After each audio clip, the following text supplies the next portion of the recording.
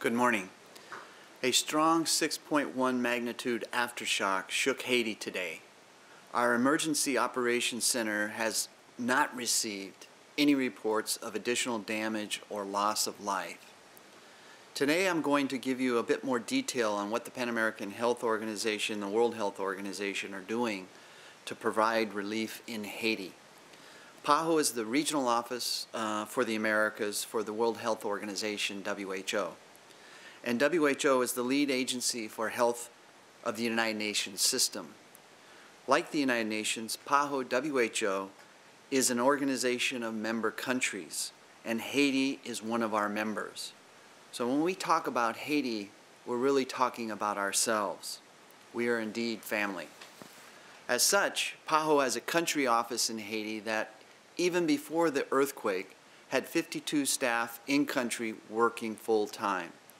Our role was to support Haiti's Ministry of Public Health with technical cooperation, that is, with advice and state-of-the-art expertise about public health issues relating to the prevention and control of infectious diseases, health policy, immunization, maternal child health, medical technology, and yes, the health aspects of disaster and humanitarian relief.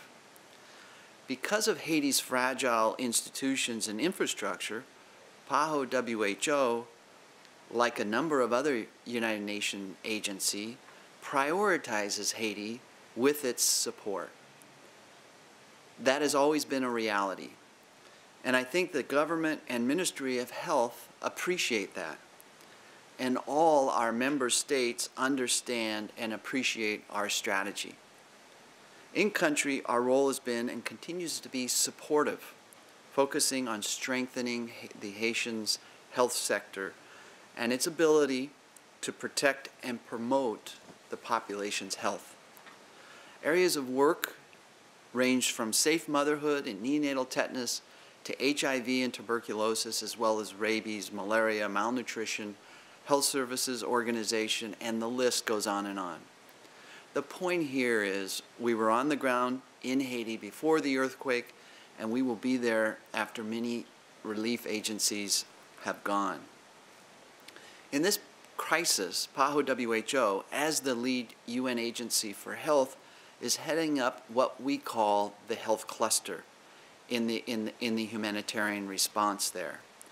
Our main responsibilities are to assess the situation in the aftermath of the earthquake, to make recommendations about priority health needs and interventions, to monitor health-related relief efforts, and to coordinate the various agencies providing health-related aid. We also provide technical guidance in specific areas such as the management of mass casualties, logistics and coordination, and the proper handling of dead bodies. We have been providing long-standing support and expertise in special areas, and two that I have repeated in almost all my daily press briefings, and I'm going to do so again because they are so critical. And one being the management of and implementation of safe hospitals, the need to build hospitals and other health facilities to be able to stand up to earthquakes and other disasters and continue to provide their essential services at a time of need. Another of the special areas that we have been emphasizing is the management of dead bodies. We've been campaigning for years to dispel the myth that dead bodies cause epidemics and to emphasize that the identification and proper burial of bodies is an issue of human rights for the surviving family members. We're also an important provider of medicines and medical equipment through our Promes warehouse near the airport in Port-au-Prince. Promes function as Haiti's main medical storage and distribution facility even before the epidemic, and now is playing a critical role in purchasing as well as soliciting and receiving donations of medicines and supplies and distributing them to health facilities and agencies that are providing health services to the Haitian population. We are carefully monitoring the arrival of medical teams and field hospitals and helping the Haitian authorities make recommendations where those should be deployed to meet urgent needs. Are we satisfied with what we're doing? Definitely not. But progress is being made. Think of what we started with when the world came crashing down on Haiti. No roads, only rubble and dead bodies. No communication, only death and despair. So the country was essentially paralyzed, but now we're seeing movement. And as we go forward, I think it is important to recognize that the rebuilding of the health infrastructure of Haiti will definitely require strong leadership from the Ministry of Health. And to that end, we are pleased that the ministry has formed a National Health Commission. One of its first actions, the National Health Commission has set up immediate priorities for the response to be: 1, providing community-based health services using mobile teams or brigades for immediate treatment and triage of injuries, and for some post-operative follow-up. Secondly, establishing fixed posts to be created where people are congregating in open areas and where members of the community can go and receive immediate treatment. And finally, supporting the hospitals with surgical capacity. These include hospitals already there and operating, as well as the field hospitals that are being set up. And I will get back to this point later on in my presentation. All services are being provided free of charge. And as I mentioned yesterday, this strategy will take some of the pressure off of the overburdened hospitals by providing services in the community, in the neighborhoods themselves. We are also convening meetings of representatives of organizations, countries, and agencies that are providing health services as a part of this massive international relief effort to be sure that we and they, among themselves, are aware of what we're doing, what their needs are, and how we can all work together in a coordinated fashion to meet the needs of the Haitian people. Support to Haiti must be coordinated through partnerships. Many countries and many organizations are sending aid and personnel to Haiti. They range from U.S. counties, such as nearby Fairfax County, sending search and rescue teams to countries, and other countries such as Israel, sending turnkey field hospitals. It has been an enormous challenge to absorb this relief aid. Of course, it's urgently needed by the population, but gradually and obviously not always as fast as we would like. As roads open, as channels of communication become installed and managed, resources are getting to where they're needed. Again, are we satisfied? Definitely not. So much more needs to be done, and we need to understand exactly what those needs are. To that end, our director, Dr. Mirta Rosas, is leaving tomorrow for Haiti to get a first-hand look. Dr. Rosas has greater than 30 years of public health field experience working in some of the most difficult areas of the Western Hemisphere. She's a tireless worker for the cause of underserved, and her assessment comes at a critical time as relief and rescue efforts transition toward a more long-term, big-picture recovery and development of a country and its people. Some of the good news coming out of Haiti includes the rescue efforts. We know that to date, 121 people have been saved by rescue teams, a record for the number of people rescued after an earthquake. And countless more have been rescued by Haitians working with no equipment at all.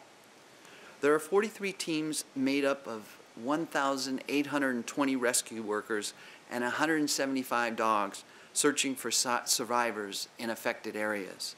We greatly appreciate the tremendous amount of work and courage demonstrated by members of these rescue teams. We know, though, that getting food and water and other necessary supplies to the surviving population and medical care to the injured survivors is proving in many ways to be more difficult than digging through the damaged buildings to rescue people who were trapped in the ruins and rubble. One of the main reasons, of course, is that the numbers of survivors is so much greater. There is an enormous human need following this disaster. Another reason is the diversity of aid-sending organizations. Although the United Nations is working to coordinate the response, relief aid is coming from different countries around the world, from different agencies of the same country, from individual communities, as I mentioned, and from non-governmental organizations and different agencies of the United Nations. And on top of all this, there are remaining concerns about security. These problems have been increasingly resolved, but others have arisen. And one of them is the sheer volume of relief pouring into the country from so many agencies. We know, for example, that the Haitian airport has so far handled more than 600 aircraft in the last week. Hundreds of planes are waiting for landing spots. Planes bringing essential water, food, and medical aid are being prioritized, but the system is extremely congested. Another is the fact that some donors whose aid is urgently needed have not made advance arrangements for the unloading, storage, and distribution of aid. Similarly, some aid teams have arrived without adequate preparation of their own food, lodging, and transportation, putting additional stress on services that are already stretched and in short supply for the Haitians themselves. I think if we start with acknowledging the fact that this response cannot be about any one country or agency, it cannot be about turf or issues of jealousy or who gets what.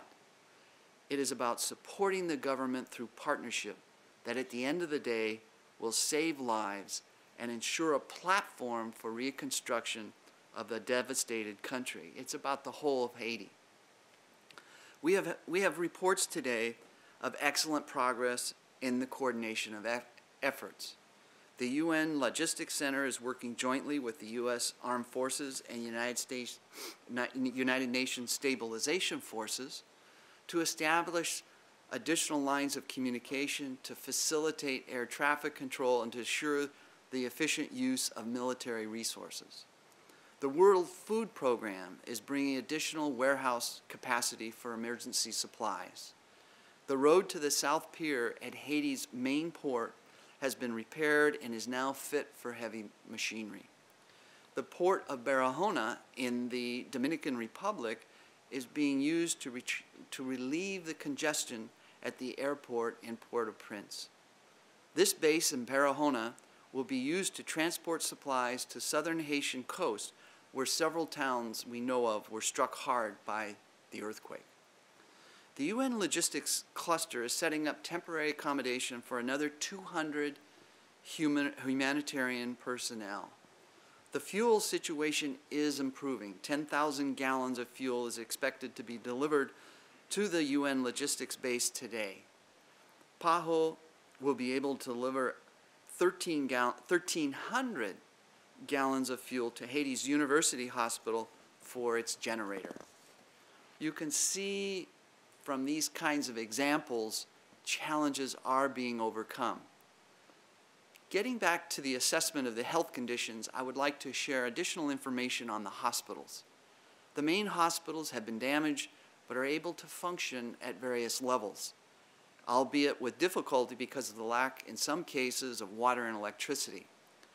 The facilities that appear to be more operational are generally the ones run by international non-governmental organizations. The Red Cross is running mobile medical units, and other NGOs are working out of hospitals. There are now 18 permanent health facilities and temporary field hospitals functioning with multiple other health facilities heading to Haiti. We have learned that the USNS medical ship Comfort, with a 1,000-bed capacity, arrived in Haiti this morning. This is excellent news.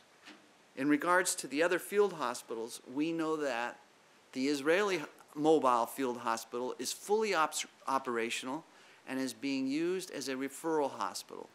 A Russian military hospital is functioning. A Nicaraguan military hospital is being established, and additional field hospitals are arriving from Mexico, Indonesia, Turkey, France, Doctors Without Borders, Indonesia, and the USA. Makeshift health and triage facilities have been set up at different locations. Patients are being evacuated to Martinique, Miami, and the Dominican Republic. Dominican hospitals located near the border with Haiti are now overwhelmed and running out of specialized medical supplies. We continue to monitor these developments and help to fill the gaps, and we've requested additional assistance from donors to support health action in 5 top priority areas. They include coordination, including continuing needs assessment, monitoring and evaluation, and prevention of disease outbreaks, providing safe water and sanitation, restoring the basic health infrastructure and healthcare services, and ensuring the availability of essential drugs. I will stop there, and I'm, as always, happy to entertain any questions. And again, thank you all for coming.